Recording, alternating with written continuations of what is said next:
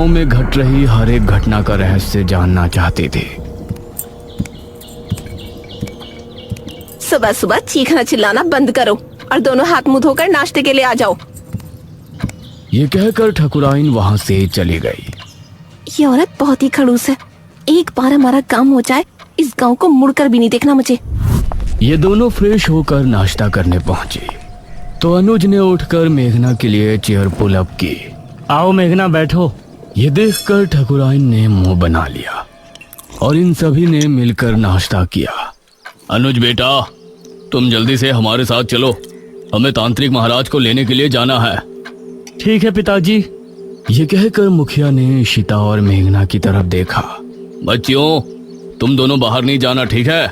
हो सके तो ठकुराइन का काम में हाथ बटा देना। जी अंकल, आप फिक्र मत कीजिए, हम घर में ही रहेंगे। अनुज और मुखिया गांव के लोगों से विदा लेकर तांत्रिक महाराज को लेने श्रेणी के लिए निकल गए। इस तरफ मेघना गहरी सोच में डूबी थी।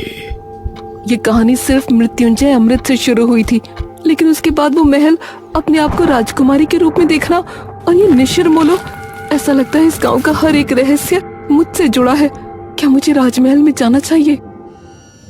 करीब 6 घंटे के सफर के बाद मुखिया और अनुज तांत्रिक महाराज के आश्रम पहुंचे, जहां उनका एक शिष्य बैठा हुआ था। प्रणाम। जी प्रणाम। तांत्रिक महाराज कहाँ है? अभी कुछ देर पहले आते तो उनसे भेंट हो जाती। महाराज अभी कुछ क्षण पहले ही बेरमपुर गांव के लिए निकल गए थे।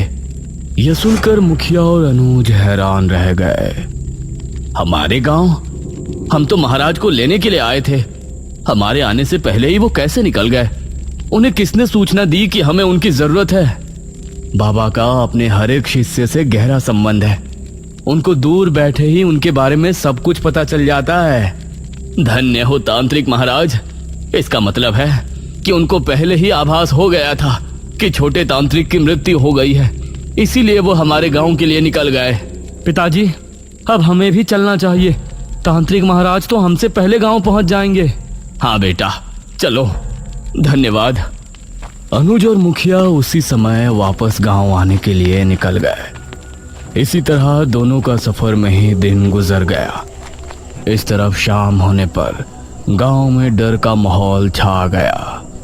सभी लोग चौक पर जमा हुए गांव के मुख्य द्वार की तरफ ही देख रहे थे। हे भगवान, मुखिया जी कहाँ रह गए? रात हो गई है, कहीं निशिर मोलो ना आ जाए। इसी तरह से 7 बजे का घंटा बजा और मौसम फिर से बदल गया। सभी ये देखकर डर गए। मेघना, इशिता और ठकुराइन भी सभी के साथ वहां खड़ी थी। तभी उन्होंने मुख्य द्वार से किसी के कदमों की आहट सुनी और धीरे धीरे आंख से साफ हुआ तो सामने से तांत्रिक महाराज आते हुए नजर आए। अरे, ये तो तांत्रिक महाराज हैं। उन्हें देखकर सभी लोग खुश हो गए। तांत्रिक महाराज की जय हो! तांत्रिक महाराज की जय हो! सभी ने तांत्रिक महाराज के आगे हाथ जोड़कर नमन किया। तांत्रिक महाराज, ये और मेरा बेटा अनुज कहाँ है? वही आपको लेने के लिए गए थे ना? ठकुराइन, हमारे शिष्य की मृत्यु की सूचना हमें रात ही मिल गई थी, इसलिए हम स्वयं ही यहाँ आने के लिए निकल गए थे। उनसे हमारी भेंट नहीं हुई। हे भगवान, तो ये कहाँ रह गए? अब हम आ गए हैं, आप लोगों को डरने की जरूरत नहीं है। मुखिया और अनुज भी वापस आ ही जाएंगे। महाराज, आप जो भी करना है आप ही को करना है। जब तक ये और अनुज नहीं आ जाते, आप हमारे घर चलकर आराम कर लें। ठकुराइन, हम तांत्रिक होकर बड़ी हवेली में नहीं रह सकते। आप लोग पुराने किले में हमारे ठहरने का प्रबंध कर दें। जैसा आप कहें महाराज। ये कहकर ठकुराइन ने गांव के लोगों से कहा, आप सभी मिलकर पुराने किले की अच्छी से सफाई कर दें और वहाँ रोशनी का भी अच्छा इंतजाम कर दें। ये सुनकर गांव के कुछ आदमी किले की तरफ निकल गए। बाबा वहीं चौक पर बैठे रहे। उन्होंने आंखें बंद की और ध्यान मग्न हो गए। शायद वो सोच रहे थे कि आखिर कैसे निशिर मोलो से निपटा जाए, और मेघना के दिल में भी कई सवाल उठ रहे थे। तकरीबन 1 घंटे तक किले की सफाई का कार्य चला और तभी अनुज और मुखिया भी वहां पहुंच गए।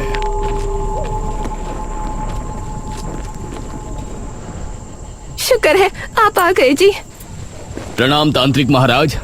मुखिया की आवाज सुनकर तांत्रिक महाराज ने आंखें खोली। तभी गांव के आदमी भी वहां पहुंच गए। किले की सफाई हो चुकी है ठकुराइन, अब तांत्रिक महाराज वहां ठहर सकते हैं। आप सभी हमारे साथ किले में चलिए। निशिर मोलो इतने सालों बाद कैसे वापस जाग उठे, ये जानने से पहले हम सभी को निशिर मोलो की पूर्ण कहानी को दोहराने की जरूरत पड़ेगी। अब सभी लोग मिलकर किले में पहुंचे। तांत्रिक महाराज एक ऊंचे टीले पर बैठे थे। किले में हर तरफ कहीं दीपक और दीवारों पर मशालें लगी थी जो वहां रोशनी उत्पन्न कर रही थी। मेघना अब तांत्रिक महाराज को बड़े गौर से देख रही थी क्योंकि निशिर मोलो के बारे में जानने की उसकी उत्सुकता भी बढ़ रही थी। ये बात सन 1626 की है। उस समय हमारे नगर में महाराज विश्वजीत का शासन था। विश्वजीत की रानी का देहांत हो गया था और उनकी एक राजकुमारी थी, राजकुमारी मेघालय। महाराज, नगर में फैली महामारी अब और बढ़ चुकी है। अब इससे नहीं निपटा गया तो राज्य पूरी तरह से बर्बाद हो जाएगा। इस महामारी से निपटने का बंदोबस्त हम अवश्य करेंगे मंत्री जी। उसी समय एक आदमी वहां पहुंचा। महाराज की जय हो। जी, कौन है आप? महाराज, हम आपके पड़ोसी राज्य बल्लभगढ़ के राजा इंद्रसेन के दूत हैं। उन्होंने आपको शीघ्र ही मिलने बुलाया है। उनका कहना है कि आपके राज्य पर जो संकट आया है उससे निपटने में वो आपकी सहायता करना चाहते हैं। पिताश्री, हमें नहीं लगता कि वो हमारी इस महामारी से निपटने में कोई सहायता कर सकते हैं। हमें स्वयं ही कुछ करना पड़ेगा। समस्या गंभीर है राजकुमारी, हमें एक बार अवश्य ही उनसे मिलना चाहिए। हम आज रात ही उनके राज्य के लिए निकलते हैं। ठीक है पिताश्री, इस महामारी का जो भी हल निकले आप शीघ्र ही वापस आने की कोशिश करें, क्योंकि अगर आप इस बीमारी का इलाज नहीं ढूंढ पाए तो हमें ही कुछ करना होगा। अवश्य राजकुमारी। महाराज अपनी रथ में बैठ बल्लभगढ़ के लिए निकल गए। रथ में उनके साथ सेनापति थे और 2 घोड़सवार सिपाही पीछे आ रहे थे। उनका रथ इस समय जंगल के रास्ते से गुजर रही थी। तभी अरे, ये क्या हुआ? रथ अचानक से रुककर टेढ़ा हो गया था। सेनापति जी, बाहर निकलिए। महाराज और सेनापति बाहर निकले तो देखा रथ का पहिया गड्ढे में फंसा है और चटक भी गया है। अरे, ये क्या हुआ? अब जंगल में इस रथ का पहिया कौन ठीक करने आएगा? क्षमा करें महाराज, हम अभी इसे ठीक कर देंगे। आपको थोड़ी प्रतीक्षा करनी पड़ेगी। तभी इन लोगों को पानी की आवाज सुनाई दी। ये कैसी आवाज है?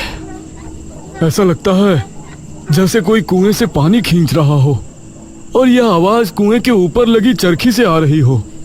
आइए देखते हैं। राजा और सेनापति उस दिशा में गए तो वहां उनको कुएं पर एक औरत पानी भरती नजर आई।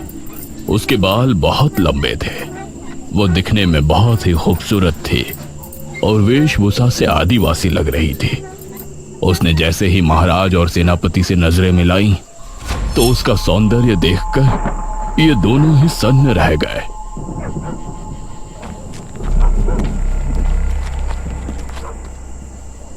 अरे, आप तो हमारे महाराज लग रहे हैं। प्रणाम महाराज। प्रणाम। क्या नाम है आपका? मेरा नाम दमयंती है महाराज। यहाँ पास ही मेरी कुटिया है। आप इस समय जंगल में? असल में हम पड़ोसी राज्य के लिए निकले थे। हमारा रथ खराब हो गया है तो इसीलिए हम जंगल में भटक रहे हैं। महाराज, तो आप हमारी कुटिया में चलिए। यहाँ भटकना ठीक नहीं है। जब तक रथ ठीक नहीं हो जाता आप वहाँ रुक सकते हैं। ये दोनों दमयंती के साथ उसकी कुटिया में चले गए और फिर दमयंती ने दोनों को पीने के लिए पानी दिया। कितनी सुंदर है ये। अगर ये हमारी पत्नी बन जाए तो जीवन धन्य हो जाए। कितनी सुंदर स्त्री है। अगर ये हमारी पहली महारानी बन जाती तो कितना अच्छा होता। लेकिन हम एक महाराज होकर इससे इसके सामने अपना प्रस्ताव रखें और इसने ठुकरा दिया तो इससे हमारा बहुत अपमान होगा। दमयंती दोनों को देखकर मुस्कुराने लगी। क्या हुआ दमयंती जी, आप इस तरह से क्यों मुस्कुरा रही हैं? दमयंती ने दोनों की तरफ देखा और बोली, अगर हम कहें कि हम आप दोनों के मन की बात सुन सकते हैं तो आपको कैसा लगेगा? ये आप क्या कह रही है? भला कोई किसी के मन की बात कैसे सुन सकता है?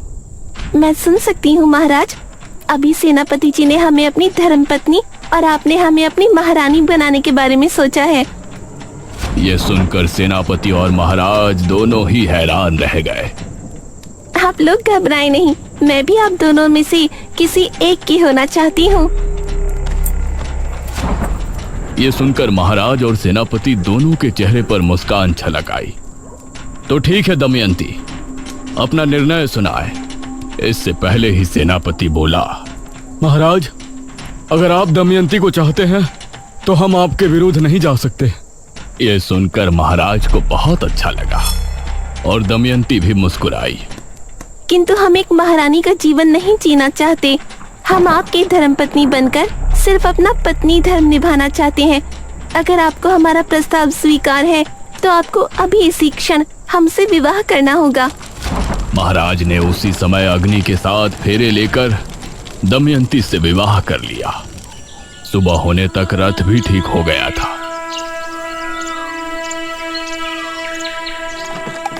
महाराज ने दमयंती को भी अपने साथ लिया और फिर उस राज्य पहुंचे।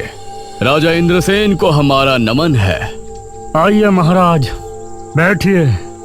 महाराज और इंद्रसेन में बातें हो रही थी, लेकिन इंद्रसेन भी दमयंती पर मोहित हो गया था।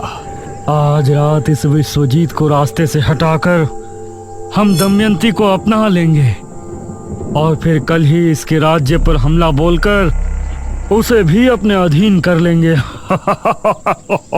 दमयंती उसको बड़ी गौर से देख रही थी और उसके चेहरे पर गुस्सा दिखने लगा था। क्या हुआ दमयंती? महाराज, राजा इंद्रसेन आपकी कोई मदद नहीं करना चाहते। रात होने पर आपको रास्ते से हटाने की योजना बना रहे हैं और हमें हमेशा के लिए अपना बना लेंगे और आपके राज्य को भी हड़प लेंगे।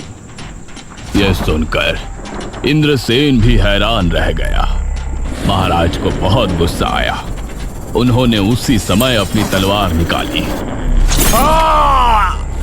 इंद्रसेन को परास्त करने के बाद महाराज तुरंत अपने राज्य की ओर लौट गए।